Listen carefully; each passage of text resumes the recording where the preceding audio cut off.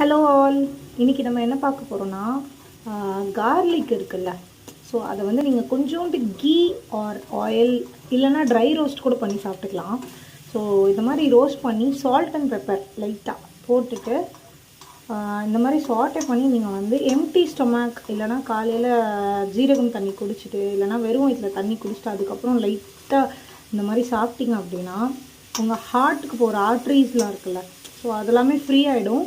உங்கள் உடம்புல இருக்க டாக்ஸின்ஸ் எல்லாத்தையும் எலிமினேட் பண்ணிவிடும், லிவரை க்ளீன் பண்ணிவிடும், ஸ்டொமக்கையும் சேர்த்து க்ளீன் பண்ணிவிடும். ஓகேங்களா? நீங்கள் வந்து உங்களுக்கு கொலஸ்ட்ரால் இருக்கோ சம்திங்னா கீ போடாமல் வெறும் ட்ரை ரோஸ்ட் பண்ணி சாப்பிட்டுக்கலாம். ஆனால் கொலஸ்ட்ரால் இருக்குன்னா கூட நீங்கள் வந்து ஒரு ஸ்பூன் கீ விடுறதுல ஒன்றும் பிரச்சனை இல்லை. பியூர் கீயாக இருக்கணும், ஆர்கானிக்காக. ஸோ அந்த மாதிரி கீ விட்டால் வந்து ரொம்ப கொலஸ்ட்ரால்லாம் ஆகாது, பட் ஆர்கானிக்காக இருக்கணும். ஸோ டோட்டலி கார்லிக் உங்கள் உடம்புல இருக்க அழுக்கு எல்லாத்தையுமே எலிமினேட் பண்ணி வெளில எடுத்துரும். தாராளமாக நீங்கள் சாப்பிட்லாம்.